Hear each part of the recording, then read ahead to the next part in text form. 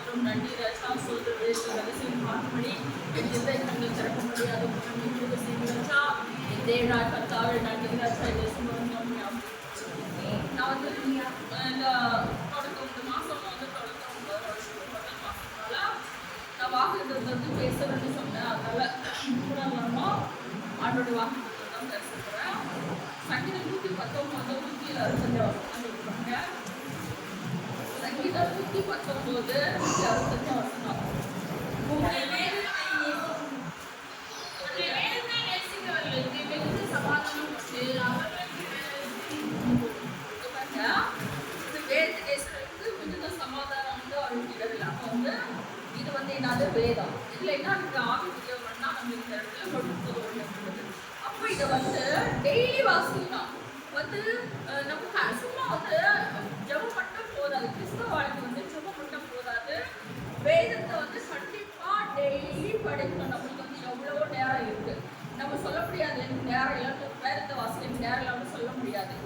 ஒரு 10 நிமிஷம் எடுத்து கண்டிப்பாக நம்ம என்ன செய்யணும், கிறிஸ்தவனா நம்ம வாழ்க்கையில் எல்லாமே இருக்கணும். ஜெபம் இருக்கணும், வேத வாசிப்பு கண்டிப்பாக இருக்கணும். அப்போ அதனால என்ன இருக்குன்னா வேத தேசத்துக்கு மிகுந்த சமாதானம். அப்போ நம்ம வேதத்தை நேசிச்சு வாசிக்கும் போது தான். ஏன்னா கடமைகள் இல்லை, அப்போ இந்த அதிகாரி நீங்கள் படிக்கணும்னு அப்படி கடமைகள்லாம் இல்லை.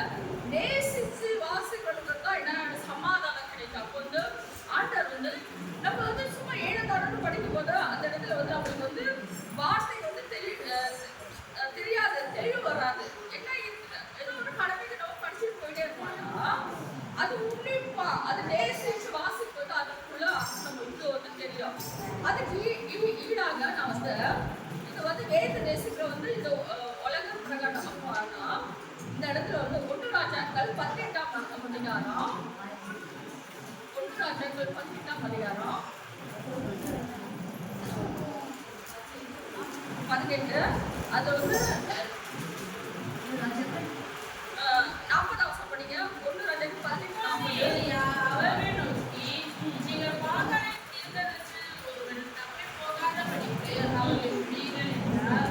அவர்களை பிடித்த போது எலியா அவர்களுக்கு கீழே ஈசோன் ஆற்றங்கரைக்கு போய் அங்கே அவர்களை வெட்டி எலியா வந்து பாகாலின் தீர்க்கதரிசிகள் நிறைய நான் வந்து இது முழுமையாக வந்து சொல்லலை, ஷார்ட்டாக தான் சொல்கிறேன். ஏன்னா இது ஷார்ட் மெசேஜ். அப்போ அது இந்த இடத்துல வந்து எலியா என்ன செஞ்சிருக்காருன்னா பாகாலின் தீர்க்கதரிசிகள் என்ன செஞ்சா ஒருவரும் தப்பி போகாதபடி அவர்களை பிடிங்கள் என்றால் அவர்களை பிடித்து எலியா அவர்களை என்ன செஞ்சாங்கன்னா ஏன் ஈசோன் ஆற்றங்கரையிலே கொண்டு போய் அவர்களை எத்தனை பேர் வெற்றி பண்ணாங்கன்னு சொல்கிறேன்.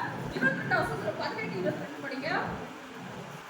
அப்பொழுது எலியா ஜனங்களை நோக்கி கர்த்தரை தீர்க்கதரிசிகளில் மிஞ்சி இருக்கிறவனை நான் ஒருவன், பாகாலின் தீர்க்கதரிசிகளோ 450 பேர். எத்தனை பேர் வச்சிருக்காங்கன்னா 450 பேர் என்ன செஞ்சாரு, எலியா ஒருத்தர் சேர்த்துருக்காரு, வெட்டி போட்டிருக்காரு. அப்படிப்பட்ட எலியா என்ன செஞ்சாருன்னா 19 ஒன்று படிங்க, 19 படிங்க. எலியா செய்த எல்லாவற்றையும் உனக்கு தீர்க்கதரிசிகள் எல்லோரையும் பட்டயத்தாலே கொன்று போட்டு செய்தி அடைந்தனர். ஆகாபும் யேசபேலுக்கு படி தொடர்ந்து படிங்க. அப்போது யேசபேல் எலியாவிடத்தில் ஆள் அனுப்பி அவர்களில் ஒவ்வொருவருடைய பிராணனுக்கு செய்யப்படுகிறது போல நாளை என் நேரத்தில் உன் பிராணனுக்கு செய்யாதே போவேனாகி தேவர்கள் அதற்கு சரியாகவும் அதற்கு அதிகமாகவும் எனக்கு செய்யப்படவில்லை என்று சொல்ல சொன்னார். இந்த இடத்துல வந்து எலியா 450 பேரை சாவடிச்சதுனால இந்த வந்து ஆகாப் ராஜா என்ன செய்யறான், கொண்டாடிட்டு போய் என்ன சொல்றாருன்னா ஆகாப் எசபேலுக்கு போய் என்ன சொல்றான்னா அவ வந்து பாகாலுடைய தலைவி. அவ எசபேல் யாருன்னா பாகாலுடைய தலைவி. அவ என்ன சொல்றான்னா அப்போது எசபேல் எலியாவிடத்தில் ஆள் அனுப்பி அவர்களில் ஒவ்வொருடைய பிராணனுக்கும் செய்யப்படுது போல நாளை நேரத்தில் பிராணனை செய்து போல தேவன் அதுக்கு சரியா. அப்போ என்ன சொல்றா, நீ சாகடிச்சல அதே போல நான் உன்னை சாகடிப்பேன் என்ன சொல்றா எசபேல் சொல்றா. ஏன்னா அவருக்கு பாகாலுடைய தீர்க்கதரிசிகளுக்கு அவர் தலைவி. அப்போ வந்து அதுக்கப்புறம் 3 படிங்க.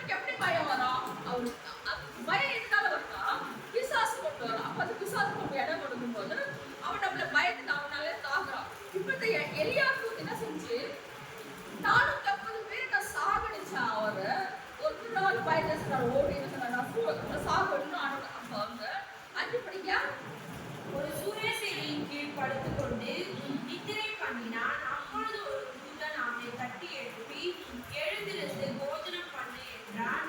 அவன் விழித்து பார்க்கிற போது இதோ தழலில் சுடப்பட்ட அடையும் ஒரு பாத்திரத்தில் தண்ணீரும் அவன் தலைமாட்டில் இருந்தது. அப்பொழுது அவன் ருசித்து குடித்து திரும்ப படுத்துக் கொண்டான். கர்த்தருடைய தூதன் திரும்ப 2 தரம் வந்து அவனை தட்டி எழுப்பி எழுந்திருந்து போஜனம் பண்ணு, நீ பண்ண வேண்டிய பிரயாணம் வெகு தூரம் என்றான். அப்பொழுது அவன் எழுந்திருந்து புசித்து குடித்து அந்த போஜனத்தின் பலத்தினால் 40 நாள் இரவும் பகலும் ஓரேப் என்னும் தேவனுடைய பர்வதம் மட்டும் நடந்து போனான். பாருங்க இந்த இடத்துல ஒரு பயந்து என்ன செய்யறாருன்னா சாக வேண்டிய செய்யறாரு சூடம் சடை கூட படுத்துட்டாரு அவரு. அப்ப இந்த இடத்துல வந்து ஆர்டர் விடுவாரு. ஆர்டர் அபிஷேகம் பண்ணி ஊழியர் செஞ்ச மகனை வந்து ஆர்டர் எப்படி விடுவாரு. அவர் என்ன செய்யறாரு சோர்ந்து போய் அதே மாதிரி தான் நம்மளும் என்ன செய்யறோம் சில நேரத்துல வந்து என்ன செய்யறோம் உலக பிரகாரம் பயத்துல என்ன செய்யறோம் சோர்ந்து போய் உட்காந்துக்கிறோம். என்னால விட முடியாது, என்ன உதவி முடியும் அப்படி என்ன இவங்க தாக்குறாங்க அவங்க தாக்குறாங்க அப்பான்னா இந்த இடத்துல எலியாவுக்கு யாரு தூதர் ஆர்டர் என்ன செய்யறாரு தேவதூதனுக்கு என்ன செய்யறாரு அப்போது தட்டி எழுப்பி சொல்ற எதிரே சாப்பிடுங்க சொல்றாரு. அப்போது எலியா அவன் விழுந்து பார்த்து இதோ தையில் கூடப்பட்ட அடையும் ஒரு பாத்திரம் தண்ணீர் அவன் தலைமாட்டில் இருந்தது. அப்படி அவர் புசித்து கொடுத்து திரும்பப்படுத்திக் கொண்டான். ஆர்டர் என்ன செய்யறாரு நீ என்ன செய்ய அப்ப அதுக்கப்புறம் 2ஆம் டைம் அவர் என்ன சொல்றாரு கர்த்தர் தூதர் திரும்ப 2ஆம் தரம் வந்து அவனை தட்டி எடுத்து எழுது ஓல் பண்ணு நீ பண்ண வேண்டிய பிரயாணம் வெகுதுறோம். அப்போ அந்த ஆர்டருக்காக நம்ம வந்து அபிஷேகம் பண்ணி உழைத்து வந்தா ஒரு மனுஷன் பயப்பட உலக பிரகாரம் எந்த காரியத்துக்கும் பயப்பட தேவையில்ல. ஆர்டர் கூட ஆனா உலக பிரகாரம் நம்ம மாசத்தை இருக்கிறதுனால கண்டிப்பா பயம் எனக்கு தான் பயம். நான் இல்லைன்னு சொல்ல நான் இப்ப பேசுறேன்னா பயம் இல்லாம அப்படிதான் இருப்பாங்க சொல்ல மாட்டேன். நான் கண்டிப்பா வர்றோம் உலக பிரகாரம் நம்மளுக்கு பயம் கண்டிப்பா வரும். அப்போ வந்து நம்ம என்ன செய்யணும் இந்த இடத்துல தேவனுக்கு செஞ்சாரு அடைய கொடுத்தாரு. அதுக்கு ஈடாக உலக பிரகாரமா நம்மளுக்கு அடை ஆனா நம்மளுக்கு ஆவிக்குரிய பண்ணா என்னது இந்த வேதவசனம்.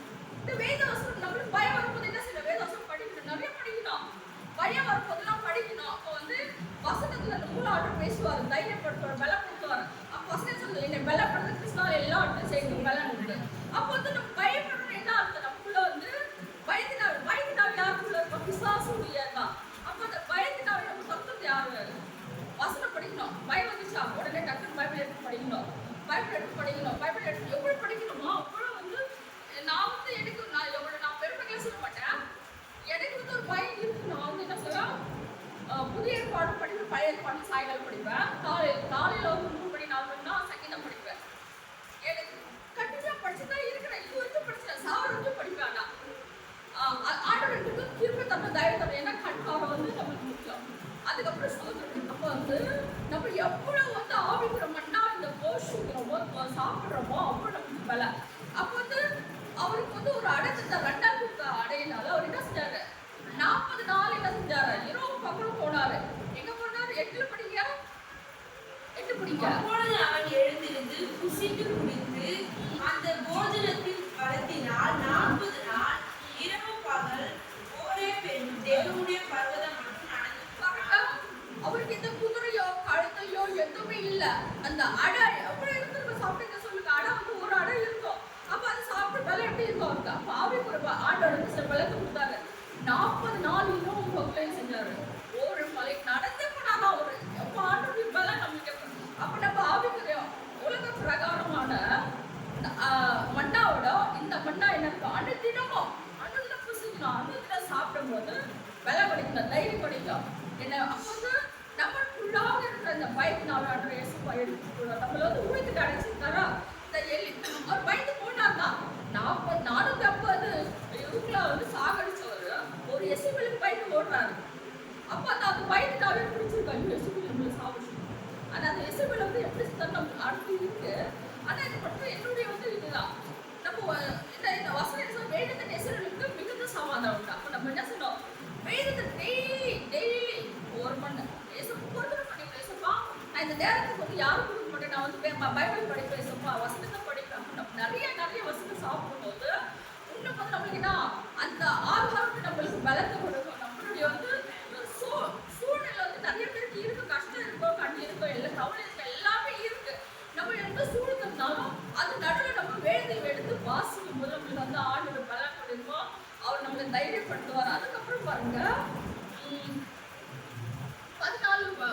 படிங்க 14. அதற்கு அவன் சேனைகளின் தேவனாகிய கர்த்தருக்காக வெகு பக்தி வைராக்கியமாய் இருந்தேன். இஸ்ரவேல் புத்திரர் உமது உடன்படிக்கையை தள்ளிவிட்டார்கள். உம்முடைய பலிபீடங்களை இடித்து உம்முடைய தீர்க்கதரிசிகளை பட்டயத்தினால் கொன்று போட்டார்கள். நான் ஒருவன் மாத்திரம் மீதியாய் இருக்கிறேன்.